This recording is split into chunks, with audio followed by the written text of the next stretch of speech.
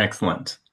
Well, welcome everybody to our decisions making meeting for the 24-25 Give Together year. I'll start by acknowledging the traditional custodians on the lands that I'm meeting on today, who are the Gadigal people of the Eora Nation. Pay my respects to elders past and present, and acknowledge the continued connection to land, sea, waterways, and sky that Aboriginal people have had for tens of thousands of years and continue to have today. And note that sovereignty was never ceded. Extending my respects to the other various lands of the traditional owners of the various lands that are represented today. I think we've got at least 3 states and territories, and I'm sure within that even more diversity. So it's a nice thing that our group has been able to grow on, and we've got good representation across the land and even across the seas, with one member in Malaysia. Oh, fabulous. Yeah, so I'd also like to welcome everybody here. We won't go around one by one doing welcomes, but if you do want to make a comment or ask a question, when you do get to that point, please introduce yourself and you can kind of give a little blurb on how long you might have been involved. But I do particularly want to acknowledge and welcome Catherine, Prue, Stephen, Kate, Vicky, Simon, Sophie, Lorana, Giancarlo, Kellyanne, and Elaine, who are all new members of this year, which is fantastic. But also many of them couldn't be here because they're overseas or traveling. And in fact, I think Giancarlo, Kellyanne, and Elaine have actually only joined very recently. And so they're all very excited to be a part of the group. And I also want to, I know we've done this, but it's been a really important year for us. And I want to acknowledge Catherine Buttle, who she's working today, so she's not joining us. And also Anna, for both their contributions this year, which I think have really elevated the group and what we are. Catherine with our beautiful logo and Anna with our incredible website. So a special mention and thank you to them.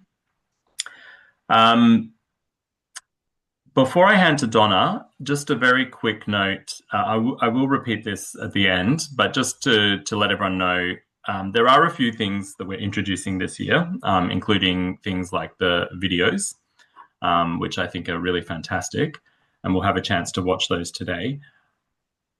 Another thing that I kind of want to introduce, maybe not every year, but on years like this year, is we have had, I think for the past few years, we have had difficulty with cost of living, and a lot of members are very much committed to the group, but don't always find themselves in a position where they can do the full donation. And so at the moment, we are still waiting on a few donations to come in, which I know will come in, or pledges, I should say.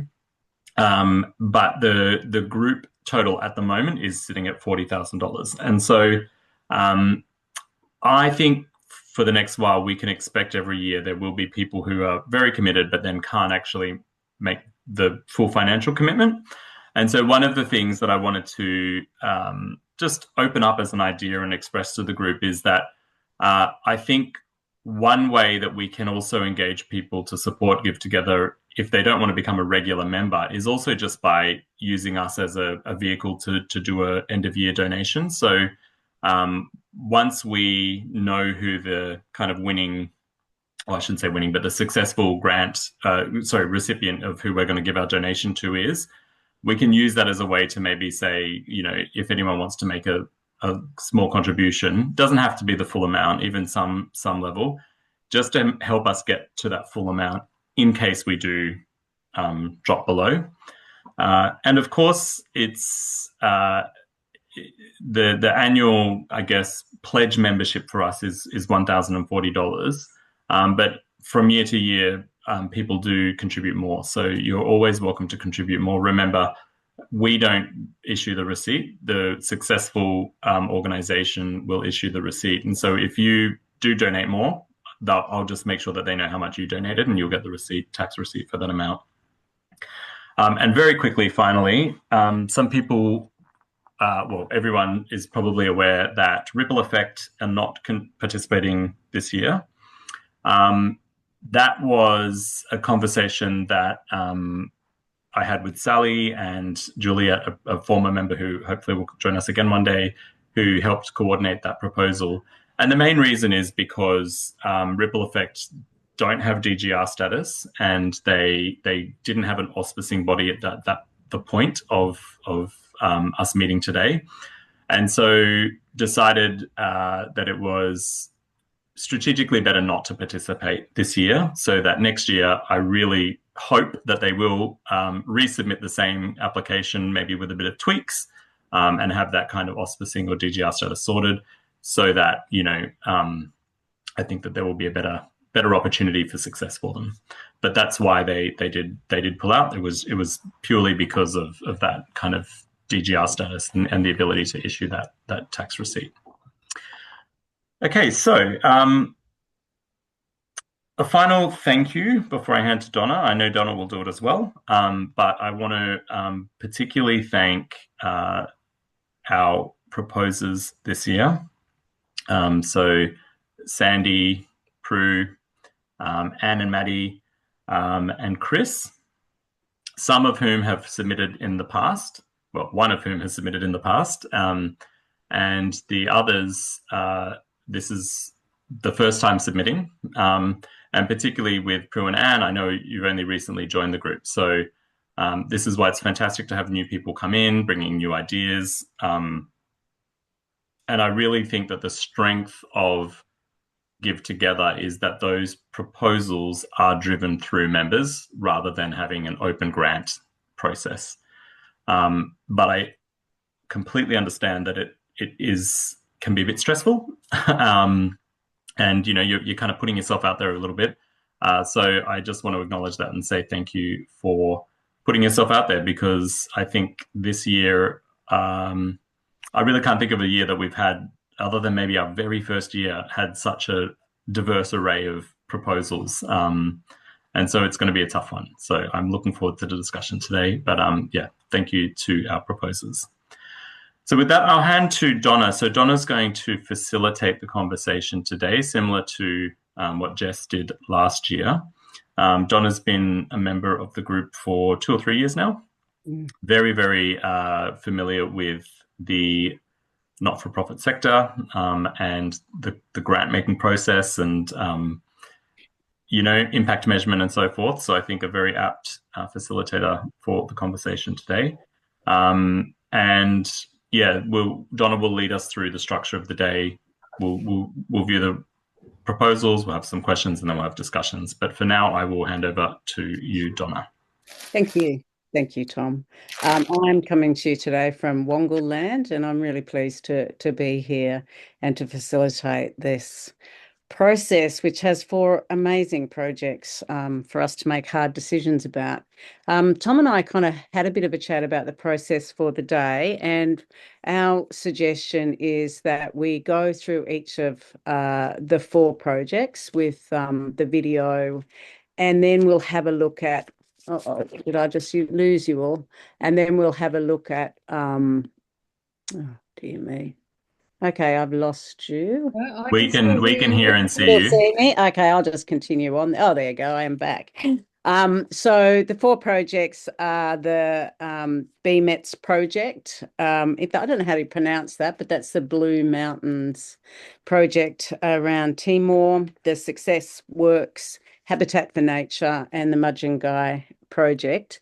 We thought that what we might do is have a look at those videos, and then any clarification questions would take right then. So you might have some questions about, I think we've already received one question about what is local, just a clarification around that. And then we'll, think about what kinds of questions we have about each of the proposals, and we'll go through those questions with the proposer hopefully being able to answer some of those. So that's what we're doing. We're going to also in the second part, where we're looking at the proposals and questions, have a think about our impact statement and our principles, and see, just to remind you of the impact, local impact, high impact, and equitable impact, and encourage you to think about how each of the projects sits alongside of those. So I think that we will start with the video, if that's right, isn't it? And yeah, I think Chris has a question. Sorry, Donna. yeah, go, Chris. Sorry, I discussed with Tom how things were going to go a few days ago, and he said that the person would speak just a little bit first, and then the video would be shown, and then I would talk then about the project. Yep. Because I can't stay past 3:00. Okay. So I won't be able to answer questions later. Okay. So you would prefer us to take questions directly afterwards? Yeah. After I've talked, just briefly introduced BMETS, and then is that okay? And then yeah. So I think what we'll do is each proposer can just introduce the project. Then we'll play the video, and then the proposer will have a few minutes to then talk. And then if anyone has any immediate questions to clarify anything about any immediate, questions, they can put that to the proposer, and then we'll go to the next project. And then once we've worked through all 4 projects, we'll then have more of the open discussion. We're planning on wrapping up by 3, so I think that will be totally fine, Chris. And each project will have about 15 minutes, which will include playing the video plus speaking to it. And Donna will I'll be the timekeeper. Great job. All right. So just to kick us off, we do have our first person is Chris, and we'll have a look at that project. If you'd like to say a few words to introduce it, that would be great. Thanks. Yeah. So since we started Giving Together, we've supported local community organisations to do fairly local Australian projects. But so this one's a bit different. If someone's already asking what local is, it's from the small organisation BMETS, which, as Donna said, Blue Mountains East Timor Sisters. But they're asking for funding for a local community project in Timor-Leste, our nearest neighbour, and with a very different way of life and far less privilege than ours. And although it's a very small organisation, it's also been really highly effective with grassroots volunteer collective, similar to Giving Together. They're asking for $15,000 to match their $15,000 for a $30,000 preschool in a very small village in Timor-Leste. So is that enough? Or yeah, I'm happy to play the video now. So bear with me. I've got to share the screen. With the videos, just forewarning, there might be a slight delay between the audio and the video. It's nothing I can do, unfortunately, or nothing I can help. So let us.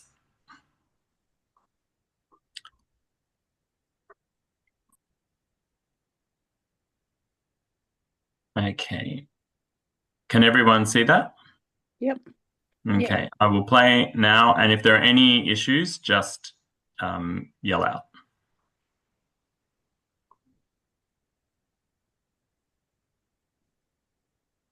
Hi, I'm Mary Waterford from the Blue Mountains East Timor Sisters and Supporters Group. We're entirely voluntary. We're mostly older women who have been working on this project since 2004. In this time, we've done enormous number of projects in Timor. We've supported a senior secondary school, we've built a primary school, we've funded probably 300 scholarships, mainly for young women and girls. We've helped establish and support an LGBTQI NGO. We work with a youth leadership program and many, many other projects over that time. We're now coming to you with this appeal for the Terrain Preschool that Jude's going to talk to you about. Why do we do this? Well, we're a bunch of people who have a sense of being part of a global community. We want to share the abundant resources that we have in our country with our nearest neighbour, who's so much, who faces so much disadvantage, particularly after the terrible occupation that they had for 25 years, and previous to that, the colonisation for 500 years. And we want to build international friendships, and that's what we've done over this time. Our work is really well known in Timor, and it's also really well known in the Blue Mountains.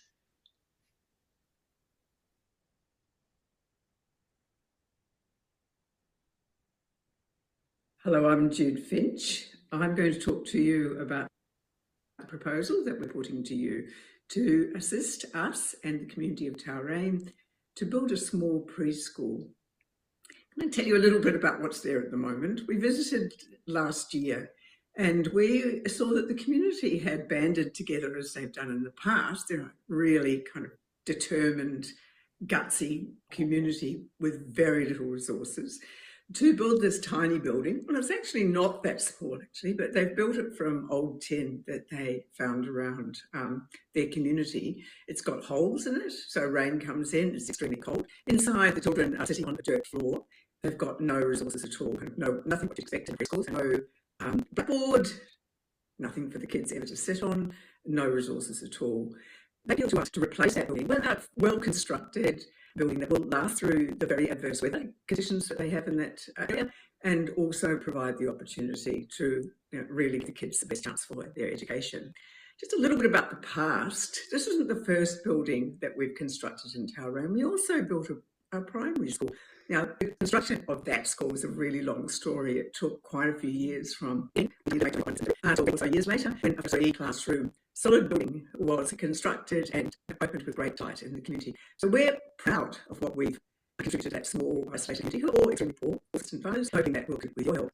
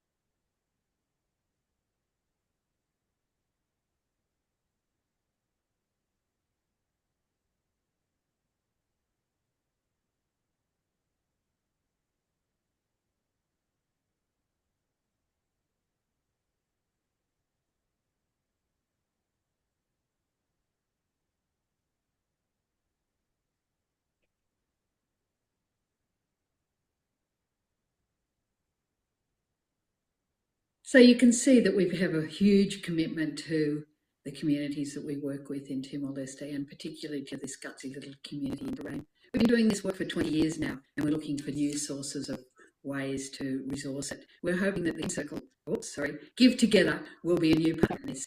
You can see that this is a project that will have high impact for relatively little investment, and we'd be delighted if you'd approve our submission. Okay. A very interesting project there. Christine, did you want to add any comments? Yeah, I wanted to say why I'm presenting for them. Mary and Jane in the film came to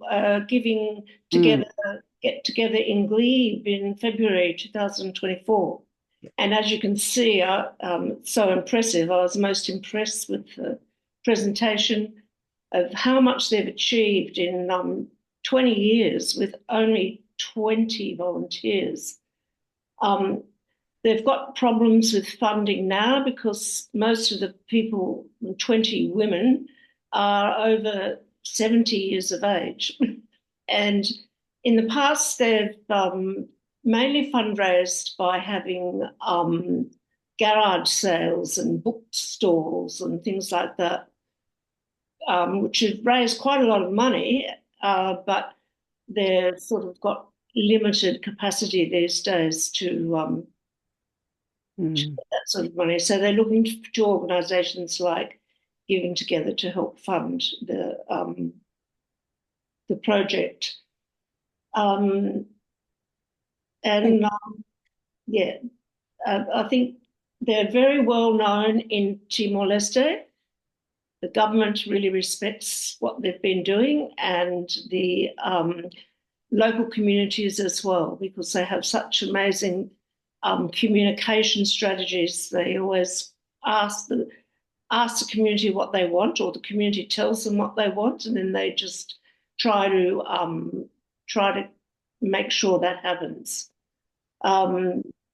It's very small but very effective, and their consultation processes are fantastic with elders and whatever.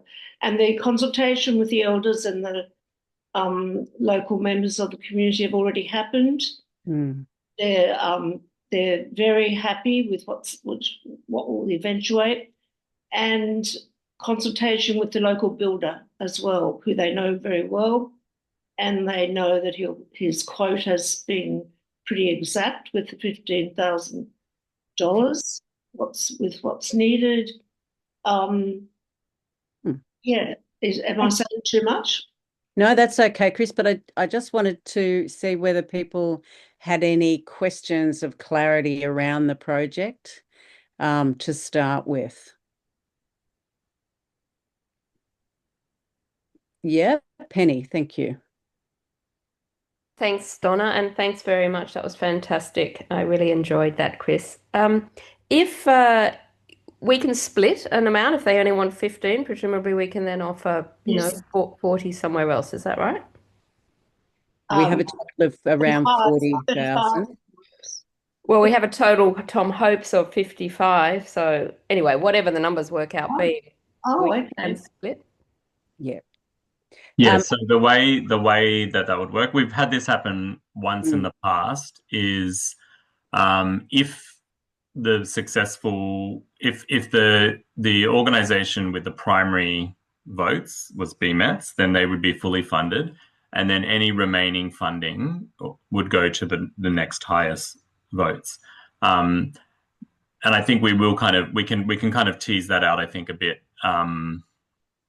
when we have the more open discussion, because each of us are going to make decisions in different ways, and that is one consideration. But I think others, the other consideration is kind of where do we want to support, because other organizations that are asking for a high amount of money kind of need that money as well to do their project. So it's always a hard one, but yes, if that was the case, if BMETS or any project that wasn't asking for the full amount was the most voted, then they would get fully funded. Any residual would go to the second most. And so we only vote for one. It's first past the post rather than preferential voting, I'm guessing then? We will have, I'll talk about the voting at the end, but everyone will have 2 votes and 1 vote. Okay, thanks. 2 votes for your first preference, 1 vote for the next preference. So but we can talk a little bit more about that. Any other questions there? The question of local did come up in an email, and I think we haven't funded projects outside of Australia before, but we are talking about local impact, and it would seem that it certainly meets the criteria for the local impact in Timor-Leste. Yes, and a small amount for a huge impact. Yeah. Not only because preschool education is really highly valued to help them overcome the poverty cycle, and also the sustainability.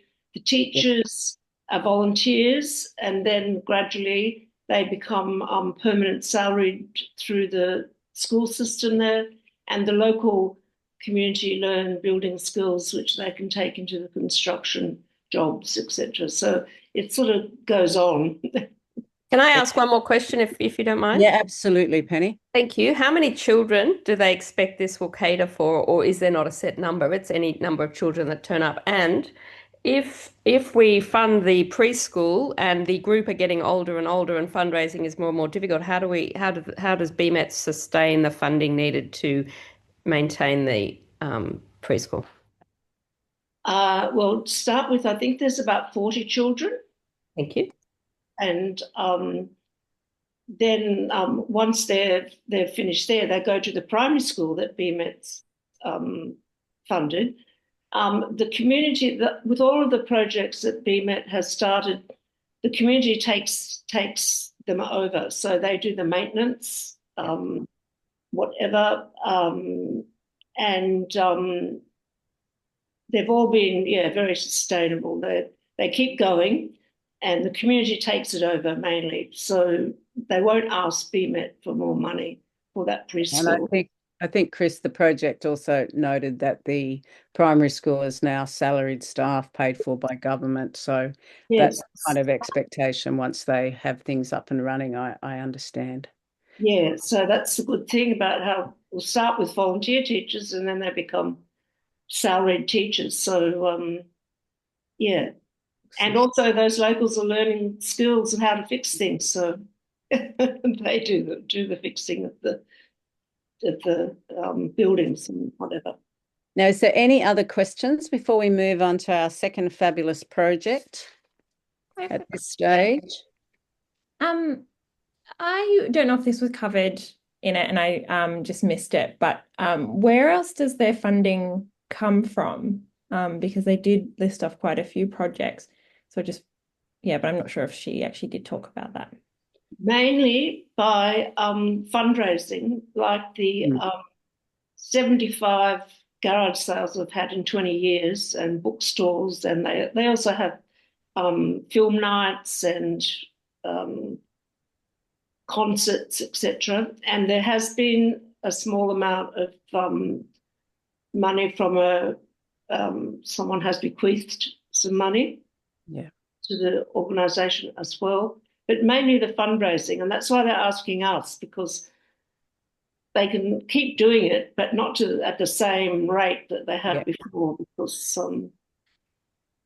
they're older. I think just to clarify this, from what I see, so BMET, it's a good question, Anna. They're very much a project-based kind of organisation, so they're volunteer-led and they fund projects rather than ongoing services.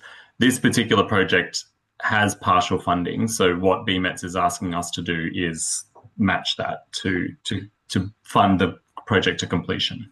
We're paying. They're putting in 15,000. Yep. Asking for 15,000. Yeah. Great. Okay. We might leave any other questions to the end of the 4 projects, and no doubt there'll be comparison questions. But we're now moving on to our next project, which is success work. And I think Prue's going to say a few words. We'll watch the video and then ask clarification questions at the end of that. Now, hi everyone. Can everyone hear me? Yep. We can. Okay, well, thanks. And it is a fantastic opportunity to, submit this proposal. I have to declare that I'm actually on the board of SuccessWorks, so I do have a vested interest. It's not like being on the board of Qantas with the 5 free business class flights a year, but it's a very important board nonetheless. SuccessWorks is an organisation that's been running for about 3 years, and they are helping women who have criminal records seek and get employment. So I think the best thing to do is let Gemma speak to you. She's one of our wonderful workers at SuccessWorks, and I might describe a little bit of her life after you've seen the video, but let's have a look what she has to say. Thank you.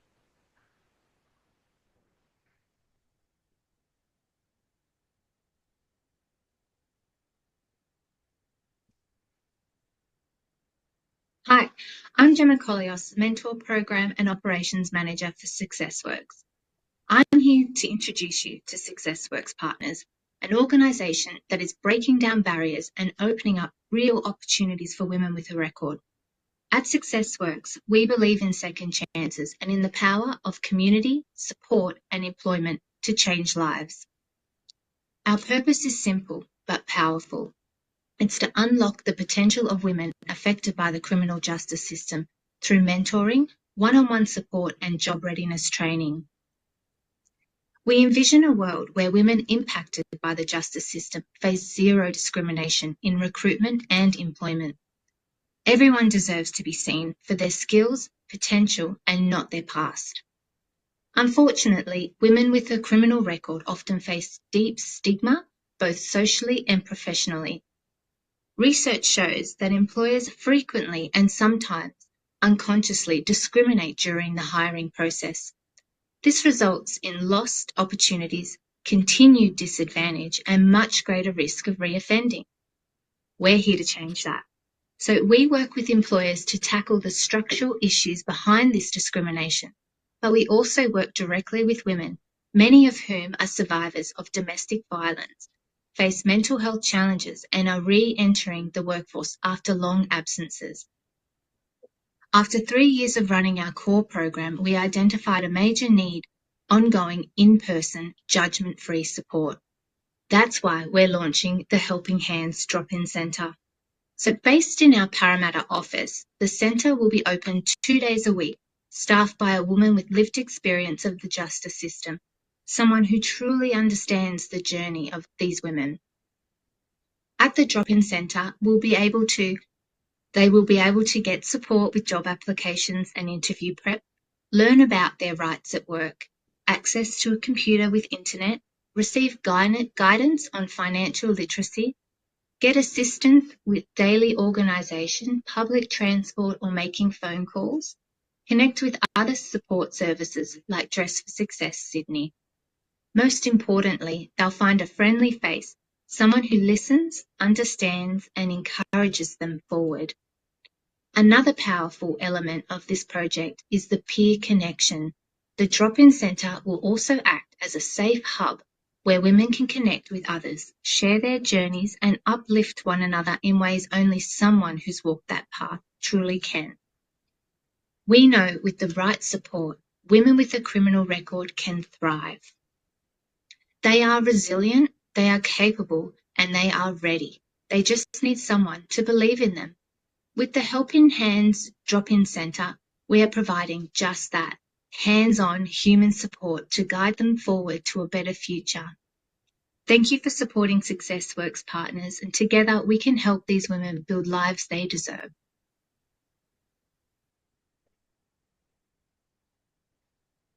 Thank you. Another very worthwhile project. Prue, would you like to say a few words? And if you could think of your clarifying questions, that would be excellent as well for the rest of the group. Yes, well, look, I'd like to thank Gemma for putting her hand up to give that presentation. She doesn't like doing public speaking, and it was quite a thing for her to do that. So, yeah, thank you to Gemma. And, you know, Gemma is a really good example of someone who we want to support. Gemma spent time in prison. She lost the custody of her children, and she, just through working at SuccessWorks, it's meant not just a job. It's meant, how does she describe it? She says she has belief in herself. And this is an incredibly important thing for women who have a criminal record. I don't think anyone leaves prison feeling better about themselves. So I think Gemma, and I'm just thinking of Gemma, I'm using her as an example because I know in the June long weekend, she spent driving to Sydney to Brisbane, the round trip, to see her children, who she no longer has custody for, and she could spend one day with them. So these women have very difficult lives, and jobs mean a lot to them. So this Helping Hands Centre, one of the things that's been happening with SuccessWorks is that we're very happy with the program. We think we've made enormous gains in the last 3 years. One of my roles has been to interview women who've gone through the program, so I know a little bit of their stories. But these are one of the most marginalised groups in Australia. Most women come out of prison, well, a third of them come out to extreme poverty. And as I say, none of them come out feeling better about themselves. So we're finding the women we're getting through our program are a certain type of woman who we can help, but then there's a whole group, I think there's about 2,500 women in prisons in New South Wales in any given year. When they come out, as I say, they typically face, that often their families have left them. They don't have custody of their children, particularly if they're single parents. So one of the things that SuccessWorks does is by giving these women employment, they get custody for their children. So this is a really important thing. So there's lots of reasons why this program is important. But from your point of view today, you have to think about, why would I fund this drop-in centre when there's already a program operating? So what we've found out is that we're missing some of these women. We can offer them workshops, we can offer them mentors, and this is working well, but there's a whole cohort of them who just are not ready for that sort of experience. So we're hoping that a drop-in centre will mean that these women it will be a safe space for them. It will be a place where we will employ a woman with lived experience. And this seems to be very important for women with a criminal record, that it's an experience like no other, and they really feel the need to have someone who understands how they're feeling, and that's working with someone with lived experience. So these women, I can't emphasize enough how leaving prison, they come away with very little. Unlike men who leave prisons, their families tend to be there for them still. Women often leave prison and their families have deserted them. So it's not easy for them. And going for jobs is, we've all been for jobs and we've missed out, and we know that feeling of rejection. But for them, that feeling is far worse. And many women that we're finding are just not applying for jobs because they just don't have that confidence. They fear rejection, or so anyway, it's a very complex cohort. And sometimes we look at the numbers that have come through the program and we think, oh, we haven't got enough women, have we been successful? But when you understand the specifics of the women that we're working with, it is about holding their hands. They have to be helped from the very onset, and it's ongoing. I mean, even the women that we've had successful in the program have come back and wanted to be mentors for the women, but some of them come back because that's the other thing. I'll just quickly say that the jobs they're getting are not the jobs they want. I don't know of any single woman who's gone back into the workforce at the level that they went into it. So there's all these factors that mean these women are feeling vulnerable, unconfident. And anyway, so this, I think I've probably said enough. I think Thank you, but it is about, helping this support worker will be there 2 days a week, and they'll be there to have one-to-one conversations with these, very vulnerable community.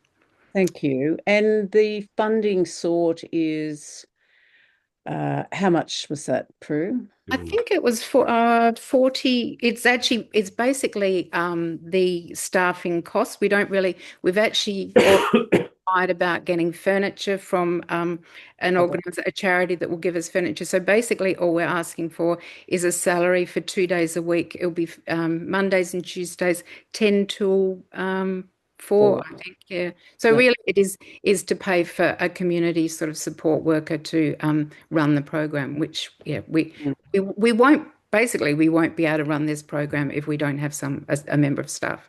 So that's. Thank you. Do you have any questions at this point? Are there any details that you'd like? Did someone just put their hand up? No? Yes, you did. Amanda, I think you need to just go down onto your audio. Yeah. Thanks, Prue, for the explanation there and the background and the greater understanding of the environment in which the women are living. What I'd like to see in the proposal is a bit more about how it helps the organisation build the capacity. I know the focus needs to be on the women, but I wonder if there could also be some thought given to, I mean, this problem's not going to go away. This situation's not going to go away. And I know it's only a small amount of money and you need to pay people properly and you can only do it a couple of days a week. But I'd like to see a bit more thinking around how the organisation can grow that capacity to meet the need. Yeah, look, there are so many areas that we would like to build on, and I think this initiative actually has come from the women. So we talk to the women as they go through the program. We say, what do you need? And it comes up time and time again. They say, we love our mentors, we love the staff that are talking to us, but we need the one-to-one. We need someone we can talk to. So we're just being realistic here. We can't afford this person. So we're saying, could Give Together give us the money so we can just trial this, like we're being, we would love this person 5 days a week. But we're just being totally practical about what we can achieve. So I think, look, there are so many. I could go on about what other aspects that we're really keen on at the moment. The Indigenous women that we have, a quarter of our women are Indigenous women, and we're really working hard to think about how we can help them in specific ways. And I'm probably going on a bit. Yeah, we might. But leave that broader discussion a little bit later, if you don't mind, because Bev's got a question here. So just down on the audio there, Bev, so we can hear. Okay. Thank you. When I read through this proposal, as a retired union official, I could sense that there was quite a bit of workload issues within the program, and I'm wondering, will this extra person on staff, just a couple of days a week, will that relieve that pressure on the other staff? It will relieve them in the sense that they feel that they're kind of contributing to a fuller service. I think that would be it. The drop-in centre will be in the same area as the rest of the staff. So I think we're very, very interested in the welfare of our staff because they actually have quite complex lives. So, I gave the example of Gemma and whatever. So another person in the environment providing support for their actual workload is of course going to make a difference. So I think they're feeling they're not doing their jobs properly because they feel they're missing, there's something missing in what they're doing. So I think they would feel, I mean, you heard Gemma speaking, she would absolutely love to have this person there at that early entry. I mean, this is the other thing, that we're trying to get the women as soon as they come out of prison. I mean, a lot of women with a criminal record haven't been to prison, so we've got to acknowledge that. But we want to get these women as soon as they come out, because that's when they're in their most vulnerable state. So we as a service, I mean, we can't accept women into the program unless they have somewhere to live and they're drug and alcohol free.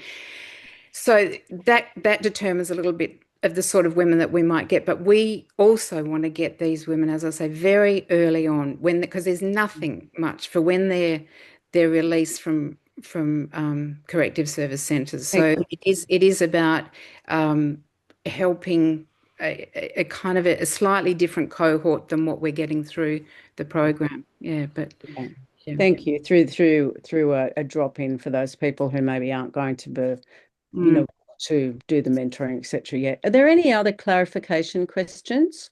Karen has a question. Karen? Yep, sorry, I forgot about you up in the corner. You need to go. Hi, thanks. I was just wondering, so where is the centre located? And so you're not creating a new centre, it's using the current offices. And just in terms of like the ability to continue to house safely the sort of drop-in component, whereabouts is it and who's funding the rent? Yeah, so we've got an office at Parramatta, and we've already worked out how to use the space. So I'm trying to think how to describe it, but there's... You don't need to describe the space. It's more like, so the office is funded through our fund, you know, from our funding. We pay rent, yeah. So we're paying sort of a stat. DCJ, is that right? Do you have do you have DCJ funding for core casework? No, it's just through our no, we don't. It's just through our general funding that we pay our rent. And the drop-in centre will be in that that same office where the women that we already have working. Yeah, so it'll be in the one place. Yeah. I think also, sorry, Donna, I know we're time pressed, but just I guess I just want to. Our proposers, I know Prudence, you actually might be a little bit different because you're on the board, but our proposers won't necessarily always know all the details of because we're not working for the organisation. But I think they're really good questions to note down because we try to circulate the proposals and things ahead of time so people can do a bit of digging. Just so I can be clear here, though, Prue. So SuccessWorks is aware that there's a potential amount of funding, and they have nominated this as a pilot project. And so I'm assuming there's some consultation that's happened with the staff about saying, where is the need in our organisation? And it sounds to me, because we've funded similar things in the past, which have been successful, which is, here is a pilot. It's really hard sometimes to get funding for pilots. And so here is a pilot that we can run for a year, collect the evidence, measure the impact, create a proof of concept, and then take that to then hopefully get more sustainable funding, which I think was coming back to, I can't remember who asked the question, but maybe Amanda's question. And so I think that that's going to be a theme that comes with a few of these projects today, proposals today. It is like that funding that pilot, if that's correct. You know, and this comes from the staff, and it comes from the candidates that we've already had through the program. So we do surveys all the time about what's working and what's not working, but although we might call this a pilot program, it's so clear that we need this that I don't think it's a pilot in the sense that we're trialing it. This will go ahead. I can't imagine that it won't. Because we know it. We've been in operation for 3 years, and we're a pretty tight unit. We're not a big unit, so we kind of know what's happening and we know what we need. So I don't, even though it's a pilot, I think this is going to be a sort of an integral part. You know, we know after 3 years what we need, and this is a new set. You know, we've got people doing mentoring, we've got people doing the workshops, we've people doing the employers. So we know this helping hands is another integral part. So it's not in a sense a pilot in that sense. This is part of our program. It's not going to go business that needs to get funded, basically. Yeah, but we just need to get a member of staff to do it. Okay. Thank you. I'm actually, thank you, Prudence, and thank you for those very interesting questions. And we may have to come back to those at the end of the 4 projects that we look at. I've got next Habitat for Nature, which is Sandy. You're going to be proposing this. So would you like to say a few words? Yeah, hello everybody. Thanks for this. I'm on Kaurna land, very happily, and but the project that I'm proposing is actually on Parramac land, which is in the Adelaide Hills, sort of on the other side of Hahndorf, heading towards Mount Barker, if anybody knows that part of the world. It's a part of the South Australia that is really close, quickly becoming a commuter place. It's only 40 minutes up the freeway from Adelaide, and so the urban development and the urban sprawl is heading up that way. Mount Barker is it's a satellite city, and they're destroying a lot of the habitat up that part of the hills, and it's affecting native flora and fauna throughout the Adelaide Hills. So that's kind of putting us where the site is. The Habitat for Nature people, I went to university a million years ago with Linda and ran into her at a party about a month ago. And she was just talking about, so she lives up at Hahndorf, and she'd always lived up at Hahndorf. Her parents had a berry farm up there, organic farming that they'd been doing for years. And I knew that they had been maintaining and protecting a small parcel of remnant scrub, native scrub up there that had been unchanged since pre-colonial days, which is pretty rare, along with their neighbour who sort of bordered onto that. Just as a bit more background, what's happening in Adelaide? Well, on the east coast, there's a lot of water. In South Australia, there's not, and we're in the middle of this enormous drought. It's the longest drought we've had since pre-recorded history. So it was all pretty topical, kind of talking about what's going on in the environment. And Linda started telling me that her parents, who have now retired, they retired 15 years ago, and the family has been working on maintaining that little bit of scrub, but also thinking about how they can extend that remnant scrub to support the local flora and fauna, and sort of create corridors and those kind of things as a result of the urban development that's happening there, but also as a result of all of the feral cats and goats and deer and all of those animals that have kind of come into that part of the environment with urban development. So she told me about Habitat for Nature, that it's only been going since 2023, so it's a very fledgling little charity. And her parents have gifted that entire piece of farmland to Habitat for Nature for the redevelopment. I think it's about 32 hectares of land overall. And it just seemed, like there we were, it was May, the end of May, a Saturday night. We were standing outside at this party. It was still 22 degrees. It was just everything about how much the environment is changing was really important to us at that stage. And it just kind of dawned on me that this could be a good project for Get Together, because it's very local. It's going to make an impact on that community, particularly if they can get other farmers to come on board and to give up part of their land or revegetate part of their land to become a part of these corridors. Anyway, perhaps I'll let us do the film and then we can talk about it afterwards. Thank you, Sandra.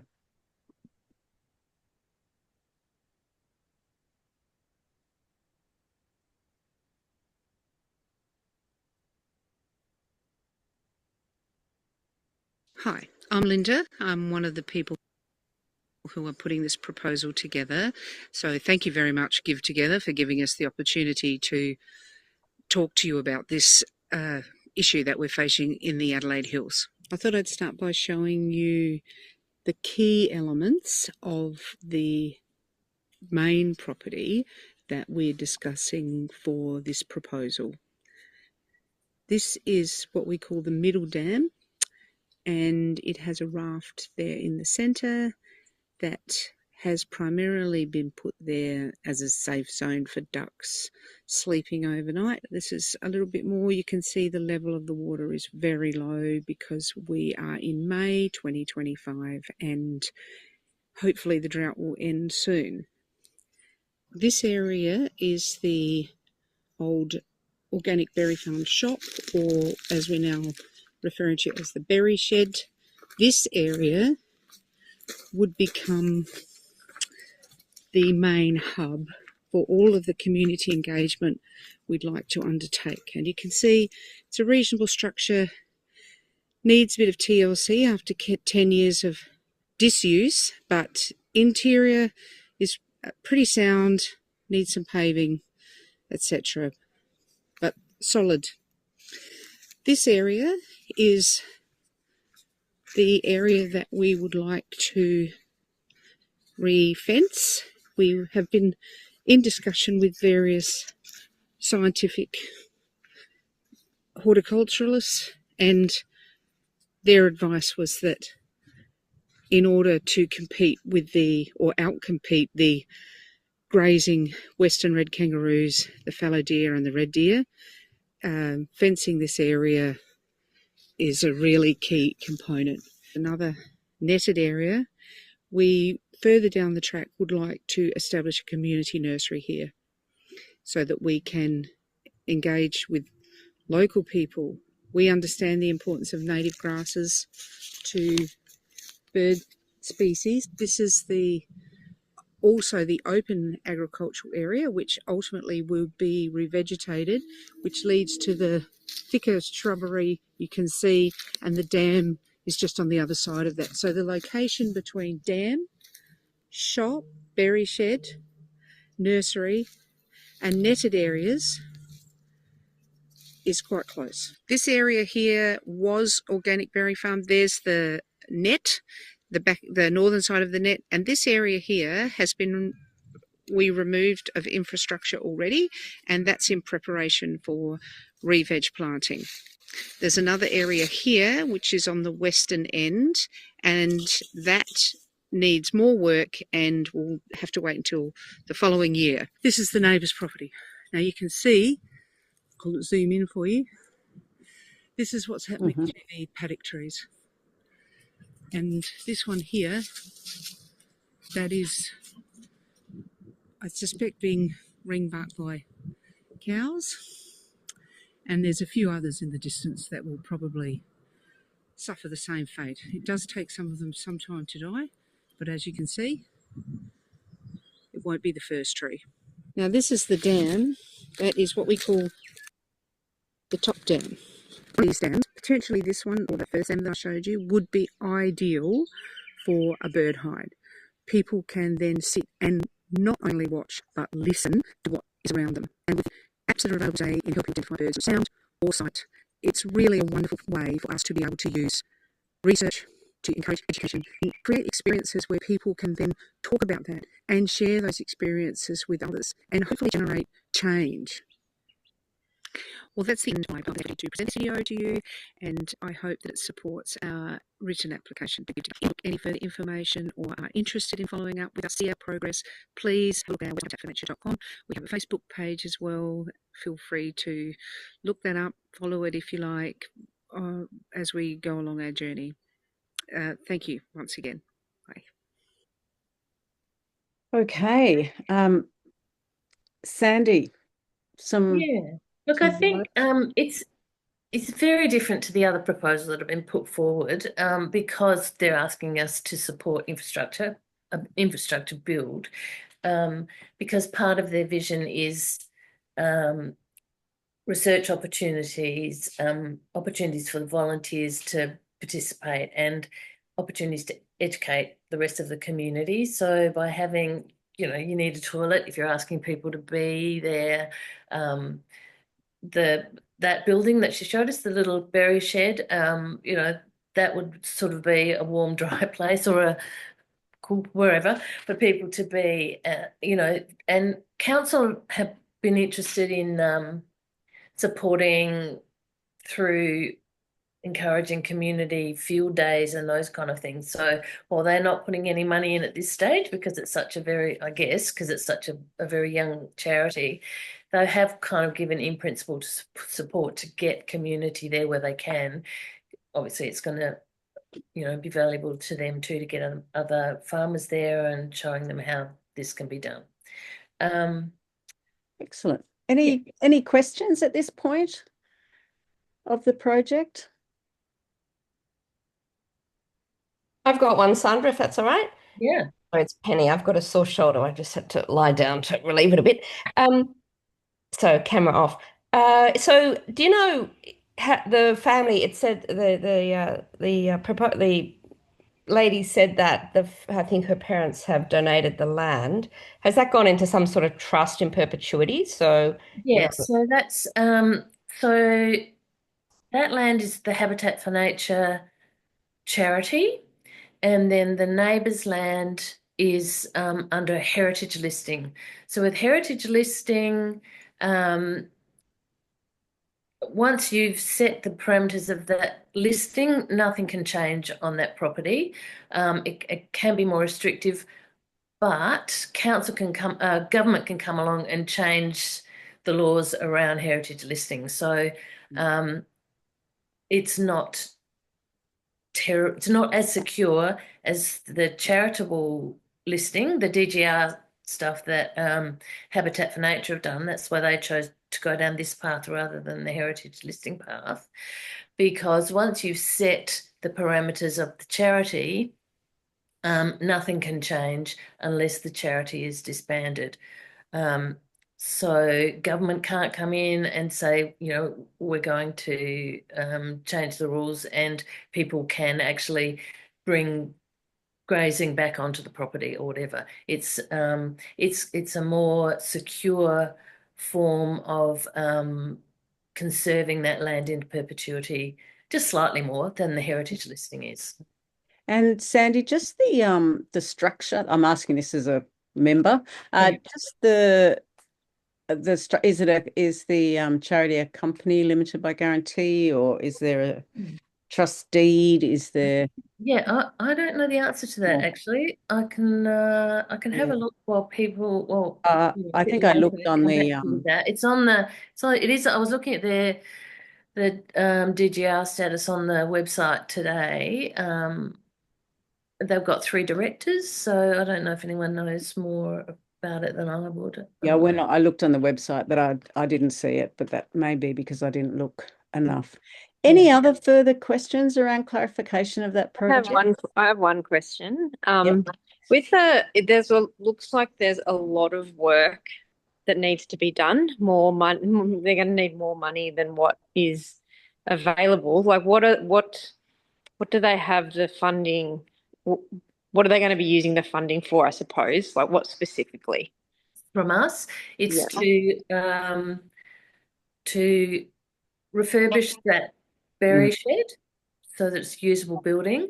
It's to refurbish an accessible toilet on the site, and to build a bird hide. And fencing. It just sounds like more than $50,000 or $40,000 worth of money. Like, that's going to cost more than that. So I'm just wondering, like, is there what's? Yeah, it just seems like that's going to be more than the money that we'll be giving them. That's all. Yeah. Okay. So that's all their to-do list, and this is a start. Like, do they have any other funding to help with the additional work? They have got another grant in with council to support with fencing. And as I said, they're a really young charity. They haven't applied for a lot of things yet. They're just kind of getting their toe in the water, I think. But they have got this very cute, they are sort of trying to fundraise through their website as well. And they have this very cute citizen science. It's just like a little card. So to help people, if you're out in the environment photographing, say, a native orchid or a bird poo, you can put this little card next to it. It's got a colour scale. It's got centimeters, those kind of things. You put it next to the object, you photograph it, and you've got more information about the object. You know, they're only, I don't know, $10 or $15 each or something, but that's one of the things that they're doing to start getting the word out there through the website. Thank I you. think, sorry, Anne, I know you've got your hand up, but just on that question, Maz, it's like there is the budget in the thing, and I guess it is, maybe, I guess they've put that budget forward. So I'm not sure whether how they're sourcing that, but I think probably it sounds to me that if they would prioritize the berry shed, if they had to, based on what they were looking at, and then maybe the bird hide, because I think it sounds like the bird hide is an important way for them to also then engage universities and whatnot, which would maybe attract future partnerships. It would get me there if there was a bird. I'm a bit of a birder, so I'm like, maybe. And my question was answered. They are both Tom and I think Amanda looked it up, and it is a company limited by guarantee, which is a good structure. Thanks. I'll have a closer look at the proposal. I had a quick read of it, but thank you for that. Thank you. Are there any other questions? We'll move on to our fourth. Anne has a question. Anne? Oh, thanks. Thanks, Sandy, for that, and also the video. And I was just wondering, and this is more of one question is, to Tom's point, are there existing partnerships that are being developed? I know you're very new, but I think there is a lot of, I know, it can be difficult as per your submission about getting environmental funding, but in my experience, I'm aware there's lots of specialist environmental funding organisations that could be really interested in this work, and I'd be very happy to connect you as well. But I'm just wondering if there's anybody that you're already working with. Look, they're working with Bird SA, Butterflies SA, Landscape SA. They've got some recently retired lecturers from the university, Flinders University, working with them, ecologists and environmental scientists. Yes, they haven't applied, like I said, they've applied to council, but I don't know more broadly what other grants they've applied for, Okay. Very new. Thank you. Let's perhaps move to our fourth project, which is Mudjingai in Redfern. And Anne, are you doing? Yep, that's me. Excellent. Hi, everyone. I'm Anne Sloan, and I'm really excited to be participating to support Not Just Give Together, but with my daughter Maddie, who's on here. This is we're trialing it. Maybe we'll go separate next year for the first time this year. And a big thank you to Tom for encouraging us to join you all. So far, we've both found the process really engaging, especially the videos, and it's sparked our curiosity, and it's been really great learning about all the important organisations behind the different proposals. And we're very grateful for this opportunity to present a proposal on behalf of Mudjingal Women's Place. Credit to Maddie for helping me edit the video, because I don't do that very well. So she just did the cutting and pasting. But anyway, so thank you. And just briefly, Mudjingal Women's Place is an important gathering place in the Redfern area, but it's a lot more than a building.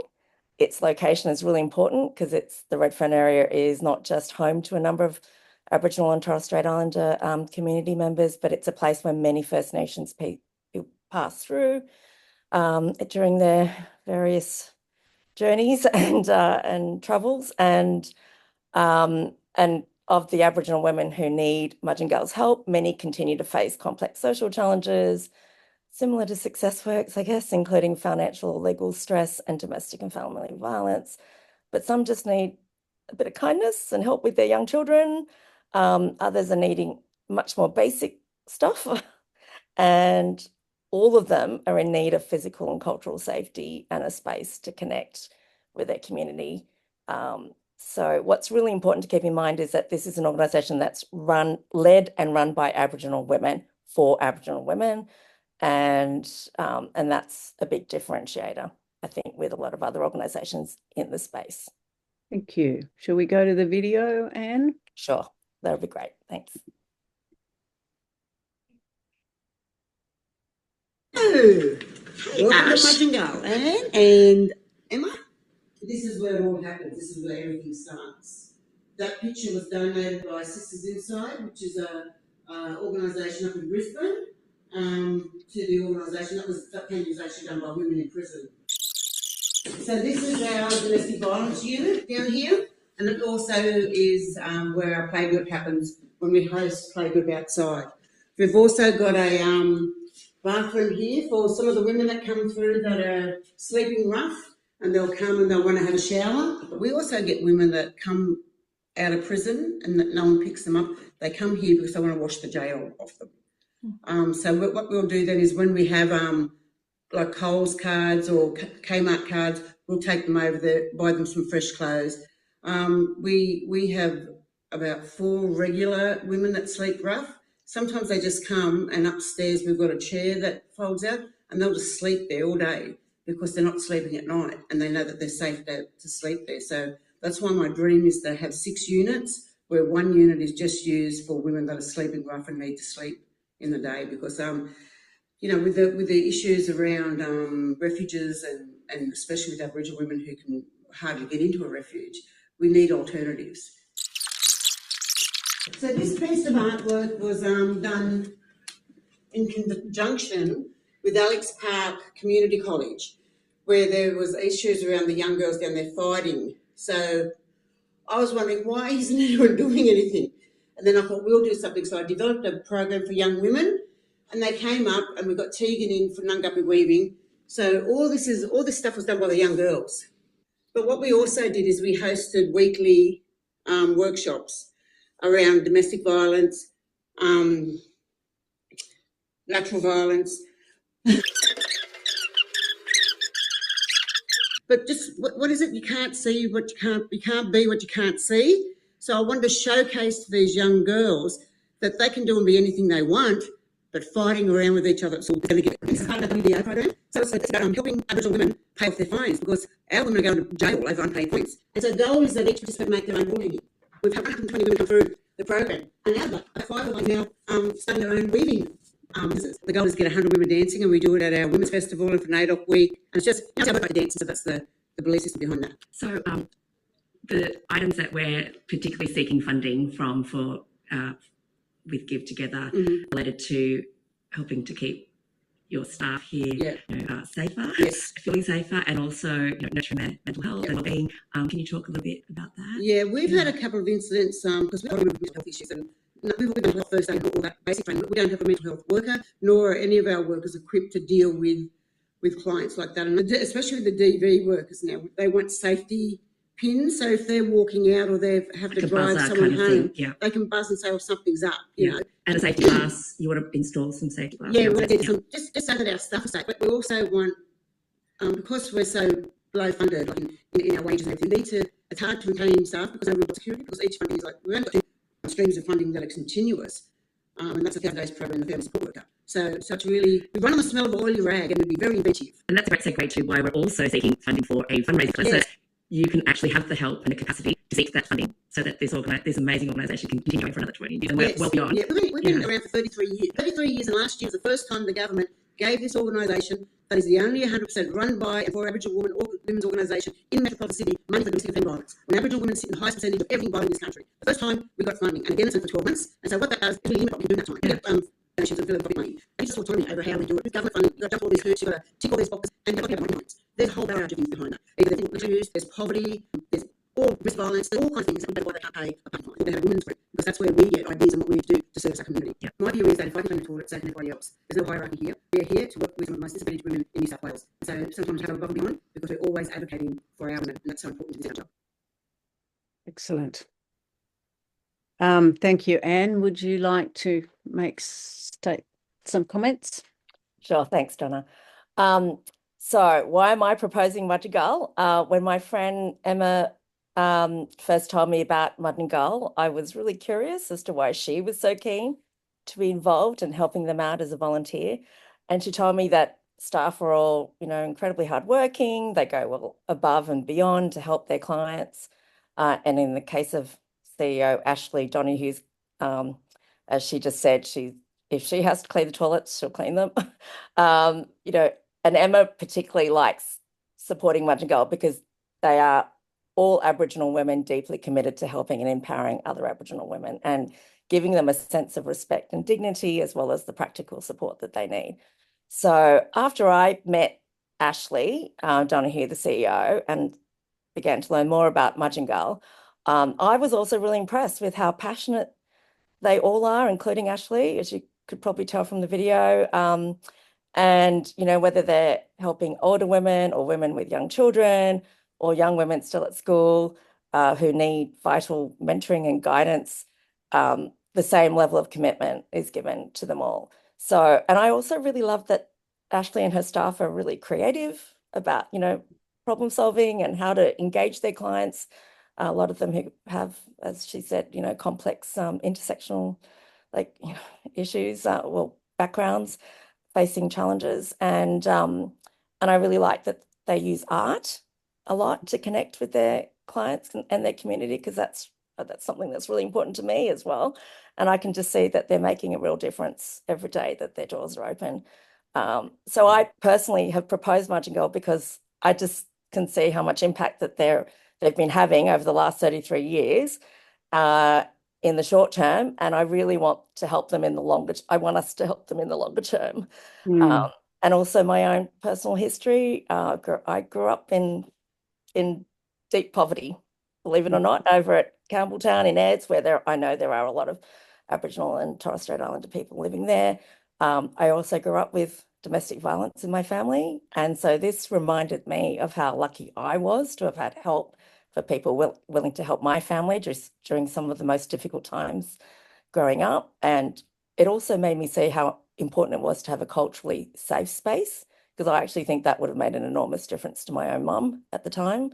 Being of Korean background, there was nothing like that. So I can really identify with the importance of cultural safety, even though I'm obviously not Aboriginal, but I really, that connected with me. So I was just really impressed. And as a philanthropy advisor myself, disclaimer, because I work with a lot of different organisations over the years, I know how much a difference it can make to have someone with experience and someone dedicated to doing that important fundraising work in the long term, because that's the building the plane as they're flying it type of thing. That's going to make an enormous difference in the longer term to give them that expertise and space and time. Thank you. And questions for people?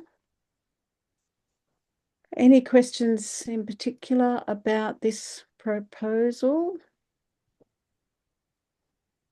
Well, I have just very quickly. I mean, I didn't realize Mud and Gull had been around for that long, and it's very interesting that we've got two organizations that have been around for a very long time, and then two organizations that are very new. Another dynamic to make our decision making more complex.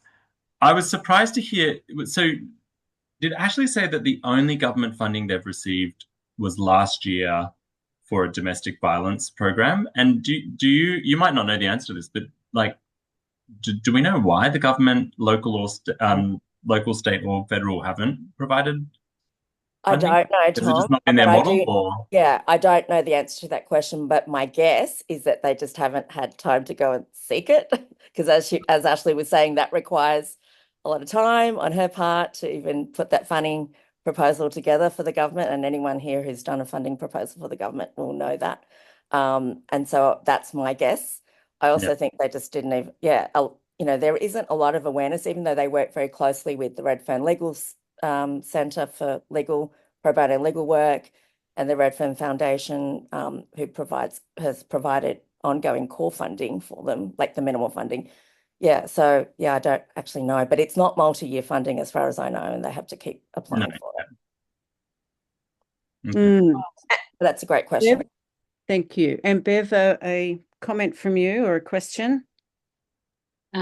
just a quick comment for the, it's for me, it's quite an urgent issue to have safety measures in place for this type of a workplace. But I'm also asking about the fundraising specialist.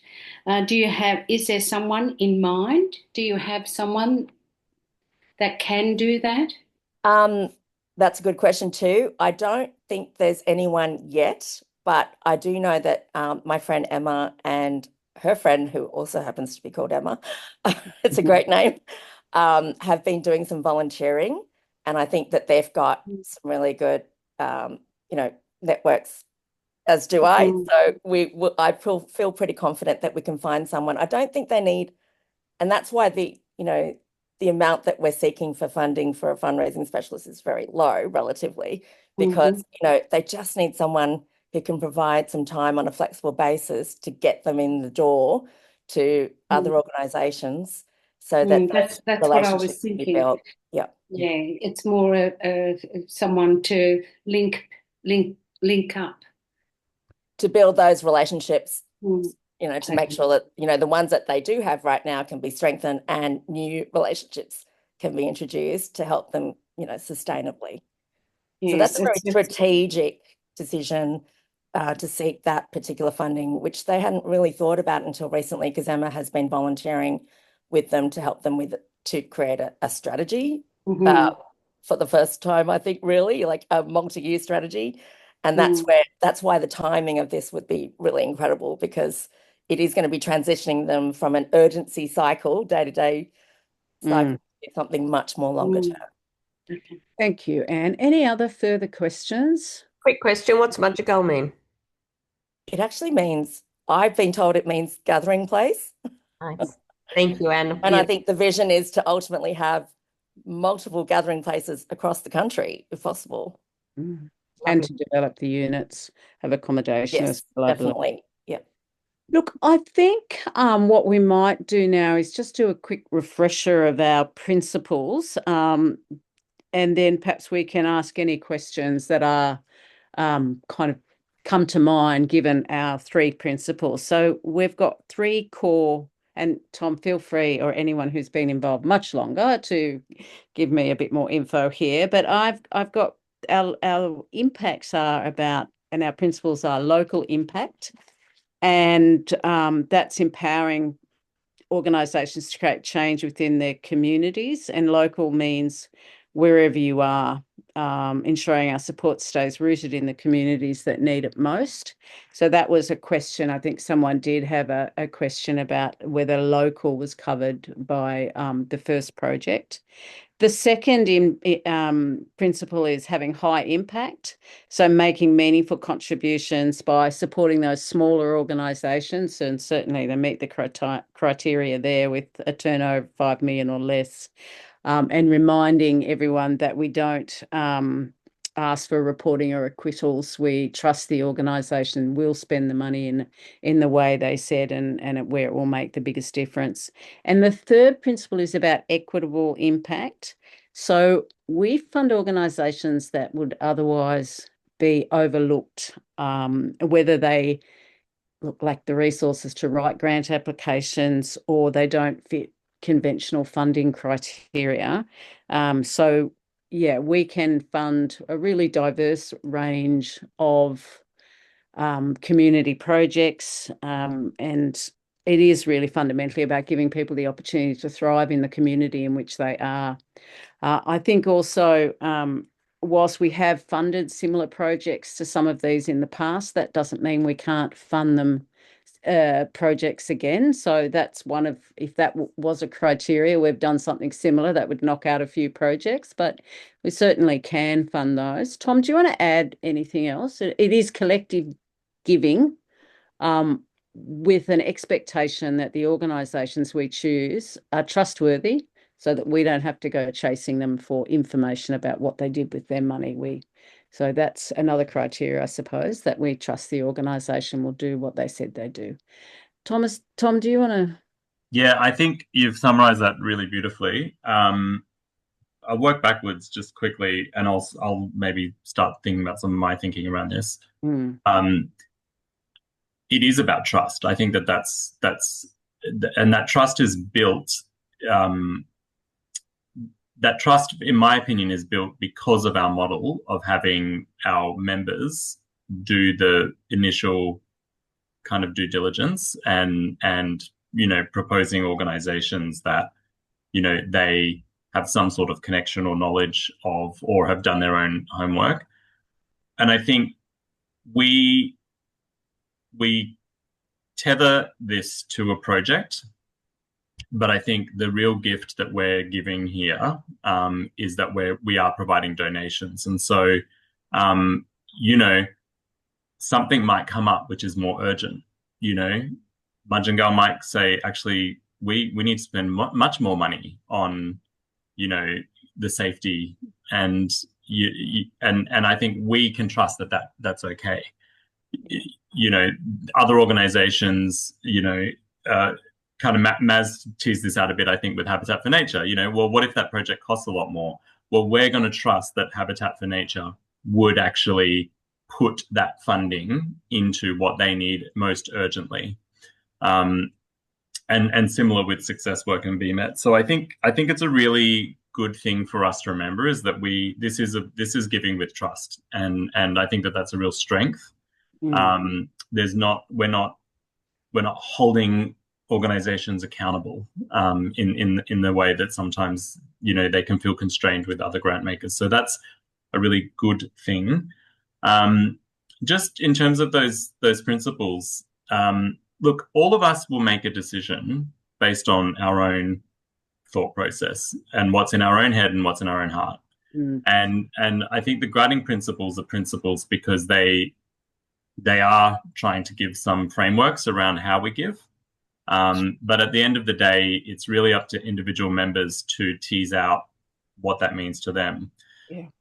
So just very briefly to work through them. When we talk about local, local when Give Together started in 2015 was Newtown, Redfern, area, right? And as we grew, our thinking about what local means had to grow as well. And we have funded projects across Australia. And I would challenge, or I would encourage the group to challenge their own thinking about what the concept of local is.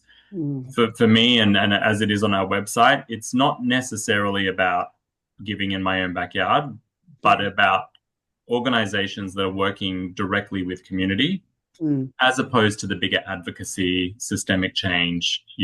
I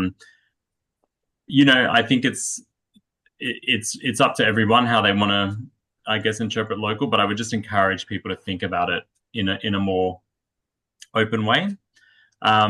Similarly, in terms of high impact, I think that all of the organizations that we are funding are less than 2 mil.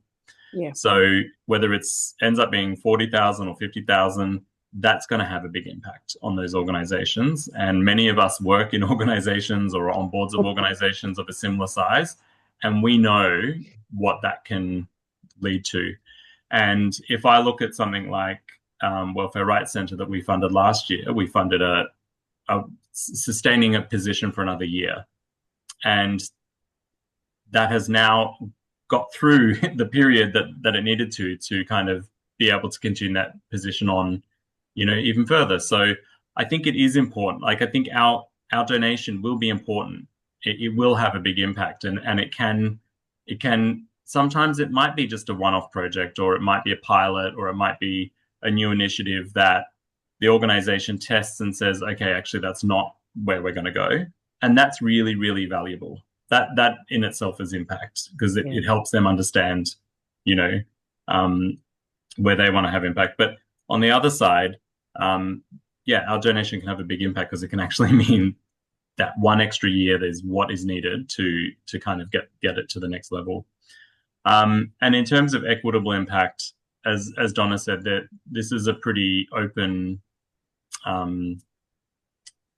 interpretation as well, because sometimes we have organizations that find it hard to fundraise because of the subject matter. So I think of things like Partner Speak in the past that we've funded, who support the non-offending partners of child exploitation abusers. Very hard for them to raise money because of the nature of that. They can't get any corporate partnerships and things because no one wants to attach with that. So that's one way equitable funding might be considered. And then the other way, as Donna said, is sometimes it's because the organization's very small. They don't have the resources. They just started up. Yeah. They're women in their 70s and aging, and they don't have the ability to, run big fundraising events. So there's lots of reasons. And I think from my perspective, each of the proposals in a different way absolutely meets that criteria of equitable funding. Yeah. Some because, again, fundraising ability because of either resources or age or whatever reason, is having to change the way fundraising is looked at in those organizations. And in other cases, it's very young organizations. And so, it becomes hard to fundraise when there's no really established track record there. So from my perspective, we've covered off on all of the criteria. I would really be open to hearing other people's thoughts.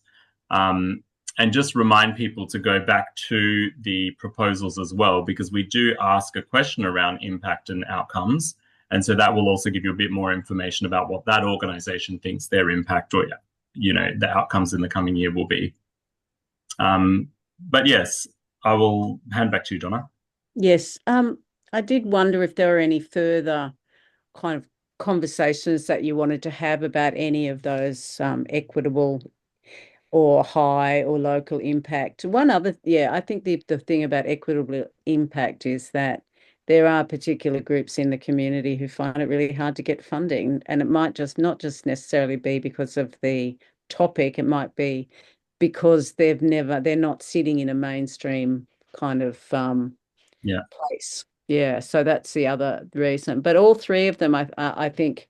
Someone just said this on the text, that all three of those projects probably meet all of those impacts, so it makes an even harder decision. Any further questions, though, or comments about any of the projects? Yes, can I? Yes. I'd just like to say just what Tom said. We need to, we can be flexible, we can change as the Giving Together grows. And the funding is being asked by a local group, a local. Oh, for the BMETS one, yep. Yes. So we're giving the money to them, they're local, but it just happens to be local as in our nearest neighbour. So, and I think from my point of view, it meets the criteria because local impact. It might not be our local. And it has an amazing Wongal land, but it's certainly impact on the local community. So you can see.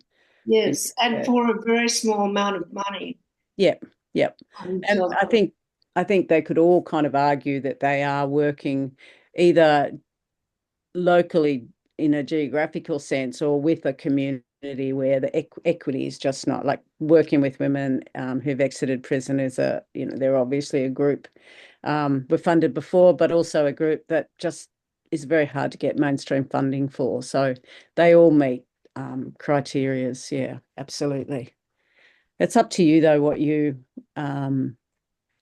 see as being the highest need or your highest impact. Anyone, Sally, did you want to add anything to this? Because I thought I might just talk to a few people.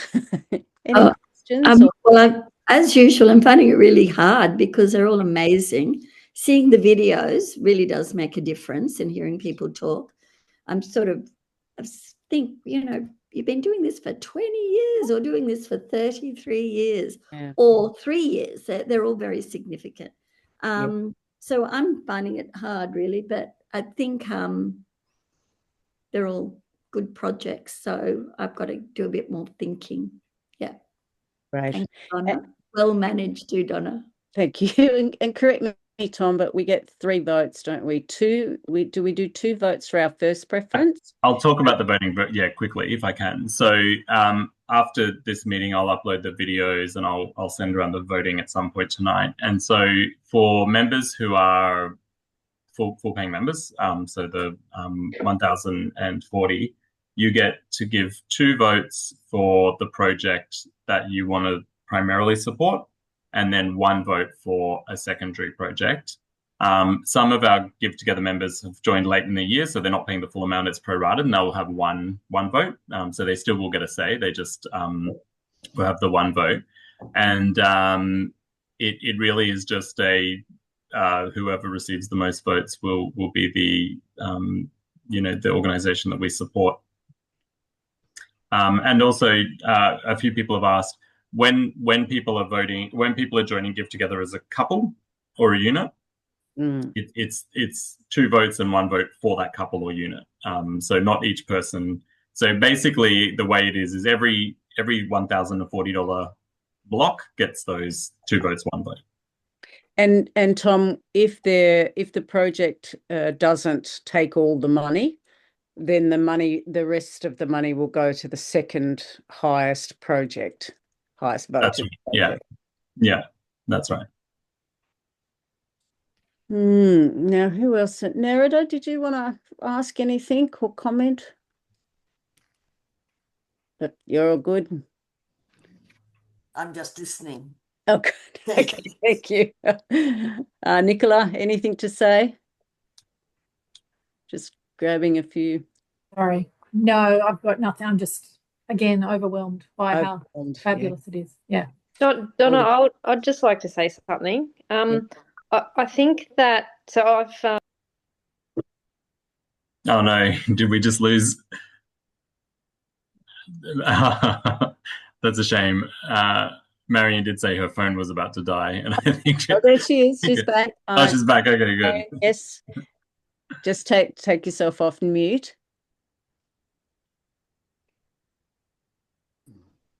All right. Perfect. Am I here? Am I here? Yeah, you're there. I don't know what happened. So I was just going to say that I've been part of the group for a few years now, and this has probably been one of the trickiest ones that I've found just to sort of to think about. But I think that all of the submissions tick all of those local big impact. The equity thing, I think that I'll probably have to really sit and think about, like, where do I think, like I like to think about it from, can they get this money elsewhere, or is this something that's going, that we're probably one of the only funding sources for. But I also think that there's an opportunity this year to have a big impact with 2 groups, because we do have one group that's not asking for the full amount, and that the Timor-Leste group is asking for 15, and then that's going to have a big impact, and we potentially have an opportunity to impact 2 groups. And it's up to each individual if they think that's a good thing to consider. But I think they're really, really high quality submissions this year, and it's going to be a real challenge. Like the land, like protecting land for native animals is a huge thing for me. Assisting women, Indigenous women, helping Timor-Leste. I love Timor-Leste. It's just a really tough one this year. And I just want to say thank you to everyone who put in a submission. They're all really, really fantastic, and I've got a lot of hard thinking to do. So well done, everyone. Yeah. Thank you. And Heather, did you want to say anything at this point? Not really. I need to echo what everybody else has said, but to thank everybody for the massive amount of time they've put into honing their proposals in writing, but also to put together those videos, which others have said have really enhanced the appreciation of what's being done. And then, I just want to thank my son, Tom, for the incredible amount of time and enthusiasm that he puts into this, and how he's grown it as a group. As a family, we're all really proud to be involved in. Feel a little bit bad that we never put in a proposal, but we do really actively think about what we want to support. And again, what a challenge this year, really. Yeah, absolutely. Thanks, everybody. Well, thanks, Mum. I think the Calmers have had a few proposals over the years for a while. I think, Donna, I'm keen to hear people's thoughts around. So, I don't know how their strategy around voting, and I'm keen to hear about people's thoughts around,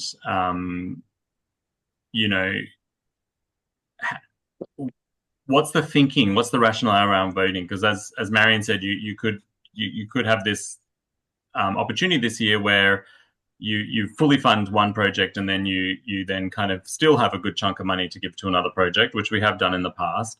But I know in the conversations in the past as well, the flip side has been offered, which is, but then, if this project needs X amount of dollars to really fund what they want to fund, then, and so I'm keen to hear, there's no right or wrong answer. And I think, as Chris said, the beauty of our group is it can grow and it can change. We are a collective. We decide how we want to, we've kept it unstructured on purpose so that we don't have to be really governed by certain things. So I'm keen to hear what people's thoughts are around that. If anyone wants to contribute. I think it would be, I'm definitely love the split thing, but it'd be a bit of a shame to give, the other bit of money to, significant, but if it's not quite enough to do what they really need to do, it's, you sort of go, yeah, well, we love your project, but what can you do with, 10,000 or 15 or 20 if they really do need 40 to employ a person and to do what they really want to do? Like, I don't know, it's a tricky one. That's yeah, and I should say all projects have said they will take partial funding, by the way. Yes, they will. They will. Of course. Thank you. But we just want it to be really useful to people. Yeah, that's exactly right. And Prudent, you wanted to say something to that? No, I can't find my little yellow hand. Don't. I prefer just a wave. It's easier. And I don't know if this is appropriate to say this, but we've and it's very personal to my project, but we've put in for 2 days funding. But you're talking about the flexibility within the grant system. We would be very happy for 1 day a week too. I don't know if this is doing me any favors saying this, but that's where we're at. I think all these organisations are probably in exactly the same position that they would like whatever they can. So I think we're probably all fairly flexible. So I'm speaking on behalf of all of us, perhaps, by saying that, but I'm saying there's ways of tweaking these arrangements, perhaps. And it's about prioritising then. Like with Mudjingai, they might prioritise the glass and the safety apps because that's and that's something, again, where we have to trust in those organisations to do what's the biggest priority. Yeah, I think in previous years my consideration has been not to split because the projects of a particular year needed the full funding. It was it had different components of it where it was going to be hard to get funding anywhere else, and it wouldn't really work without the full funding. So I think that's a consideration. Like I think, so I think that it's definitely something to think about. Like, do you want to do it? But so for me, I think this year it is really going to be around what do I think is going to have the biggest impact with the money. So because they're all great, they all meet all the criterias. Whether we split or don't split, I think I'm just going to have to think about what is going to be the biggest impact with the money that we're going to give. Like it's so hard this year. I'm so torn. And I think you're right, Maz, because I think this year as well, what's nice in the way that the budgets have been done is it is clear that if one of them didn't get the full funding, they could still absolutely do part of that project, which is a bit different to previous years. That's true. Yeah. Sorry, Karen, I know you had your hand up. Karen. Oh, is it KB? I'm being super polite because Donna's facilitating and I feel like I've got to behave myself. wouldn't normally be. Thanks, and sorry, I've had my camera off. The lasagna's in the oven, the cauliflower The vegans are hungry. all good. I just wanted to reflect something. I know that a bunch of us here work in not-for-profit organisations, but I'm the CEO of an organisation that funds about half of what we do from philanthropy. And I've learned a lot in the last 2 years. And one of the things I just wanted to say, you know, just as a sort of reassurance, I guess, is my really deep experience is that this kind of funding is really unusual. And it's really valuable, whether it's 10,000, 20,000 or 40,000, the ability to have a project, but also know that the way you can use that fund to support that project is flexible is just something that is a real gift. Most of our funding is, you know, comes with so many strings attached and so much stressful negotiation with corporates, foundations and government. So I just wanted to say that because I know that there's, you know, probably a few of us thinking about like splitting the funding feels really unfair or feels like, is that the right thing to do? I just want to say that I think any organisation would like $20,000 and $40,000. These are like in the big scheme of money that we hear about foundations giving and all of those things. It's easy to kind of diminish it as, oh, it's a small, but you know, it's actually a really significant contribution. So I just want to be really clear, let people know that I don't think anyone would be offended or distressed. I think this kind of funding also allows us to, as organisations that are often kind of stringing together lots of small grants to create big impact, that having this amount of money, whatever amount of money it is, then you can go to another funder and say, well, I've got $20,000 from this mob and X number of people, you know, might be interested and someone might like to double the impact. Like there's lots of ways that we can do to make this really elevate the impact of this funding. And just to say, you know, there isn't really a wrong answer. And I say that deeply as an organisation that sometimes we apply for 20,000 and we get 5. Honestly, that 5 means the world. So just for your You've made it even harder, Karen. Thank you. I have to go. So thank you, everyone, for hearing BMET's proposal. Mary actually said, talking about outcomes, if anyone's interested in going over to Timor-Leste, they can go to the village and will be welcomed with open arms to see the effect. Oh, that's great. Actually, that's what I was going to ask. Because other times we have been able to visit places and, you know, I can imagine us walking around, you know, the some things wouldn't be appropriate to go to, I know that. But anyway, so it's good to know we can go to Timor-Leste. Yes. I'm coming to you. I went to Timor-Leste in 2008 and saw the outcomes of funding from Leichhardt Council to villages, and it was amazing. The impact was amazing. Thank you. Yeah. Anyway, thank you very much, everyone. Thank you so much, Chris, and thanks for putting the proposal together. Thank you, everyone. We're about to leave, but Heather might like to have the last word here. I just, hi, can you hear me? Yep. Yes. I'm just thinking there seems to be a fairly there's a few views here expressed about an interest in maybe splitting the funding. And so I'm actually thinking about how we convey that to the whole group about the way that might work. And in my thinking about the way it works is if we, instead of Tom having to say, do you want to split the funding this year? If you feel that we want to split the funding and give 15,000 to the Timor project, then I think the best way to do that would be to vote 2 votes there, and for your next project, give 1 vote. I don't know, Tom, if you thought... Say that again, that last bit. So to ensure, if we all feel strong, if you feel personally with your votes strongly that you would like to do 15,000 go to the Timor-Leste program and then the balance go to your next favourite program, maybe that's your main program, but you think the 15,000 is going to have a big impact, then is the best way to do it to give 2 votes to the Timor project and then 1 vote to your next project.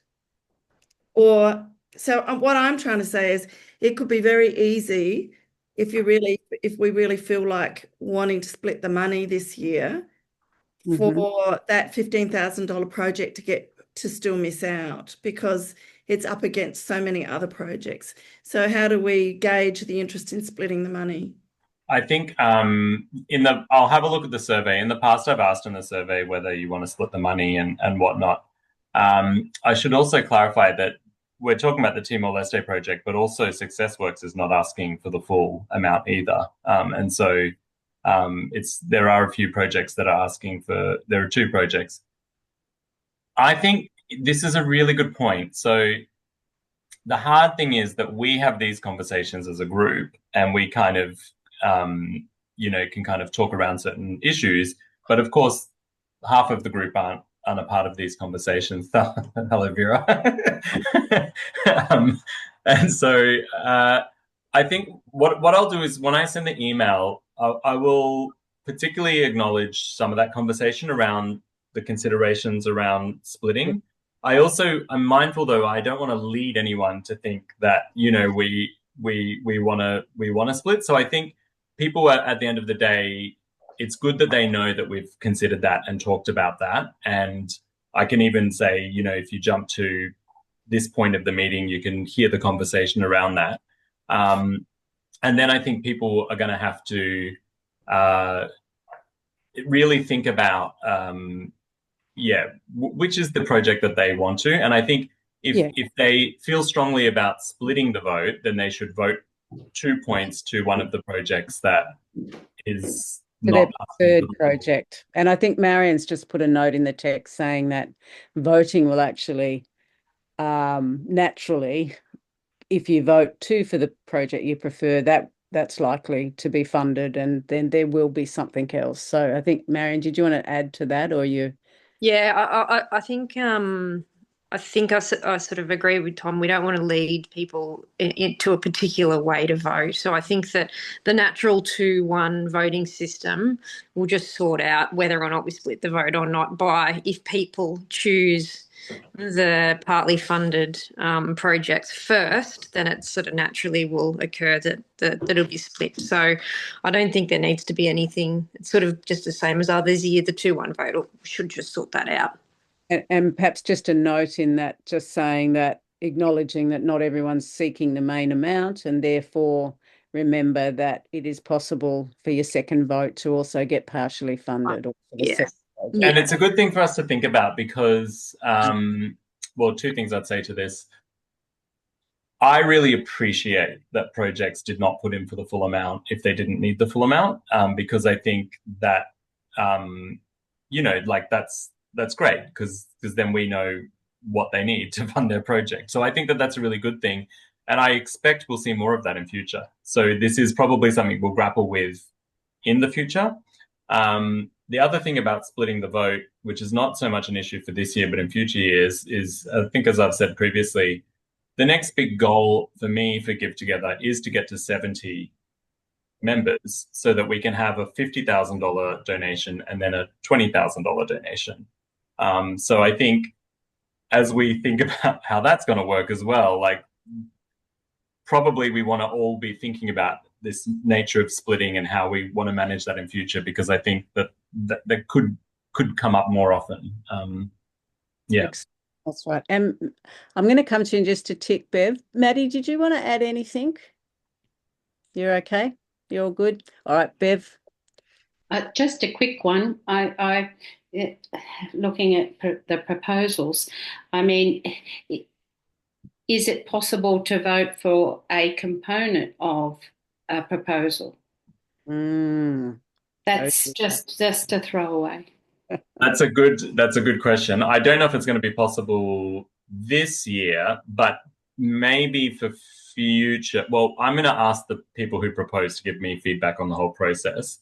But maybe, because I don't want to make it too onerous, but maybe one way to touch on that for future years, Bev, is that when we ask the question, would you accept partial funding, we could get them to specify what would be the priority that they would use the funding for, if that makes sense. Because I think that also came up earlier in the meeting as well.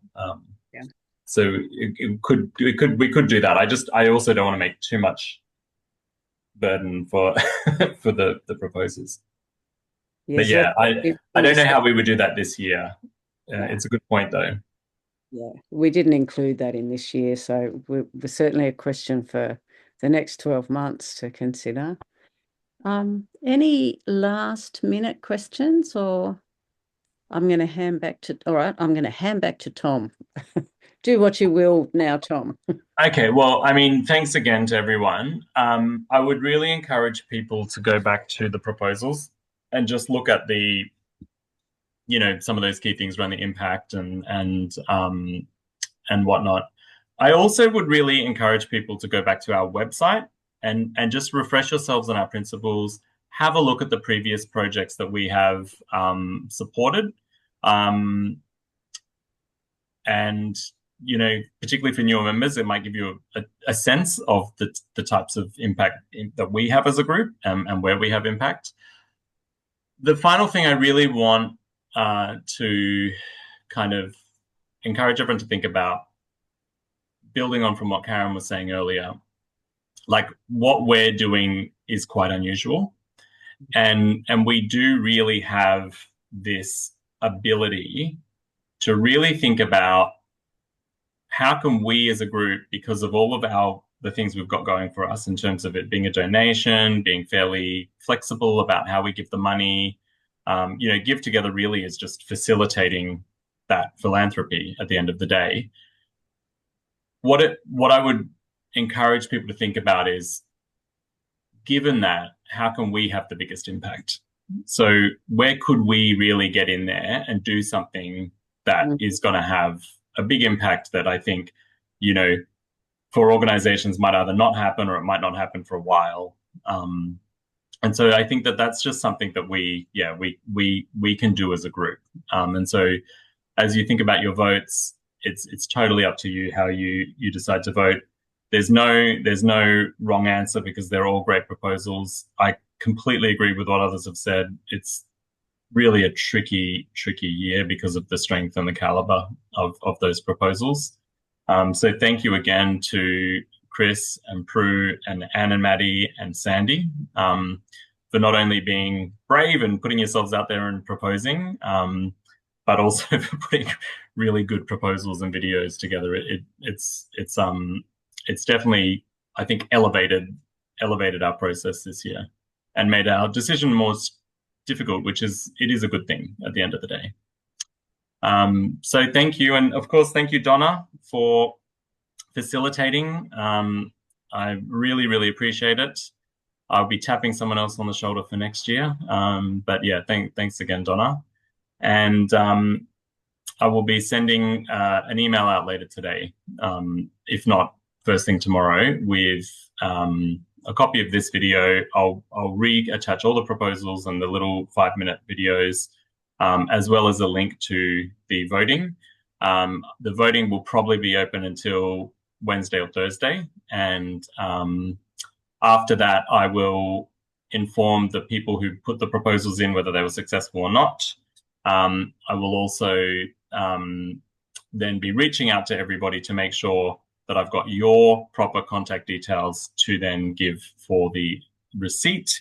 In the voting survey, you will need to put in your details that you want for the receipt, because that's what I'll be using as a data to create a data file to give to the successful organization or organizations. One final thing on that: if it is a split, I will just nominate which organization you're donating to. I'll try and make it match if it was your primary vote, but at the end of the day, it will still be the same effect. I'll just need to say this number of people will go to this organization and this number of people go to this organization. So there might be some flexibility needed in the receipts. Otherwise, thank you so much, everyone, and good luck. Thanks, Tom and Donna. You've done a great job. Thanks, Anne. Thank you. Bye, everybody. Bye. Thanks for listening. See ya. Bye.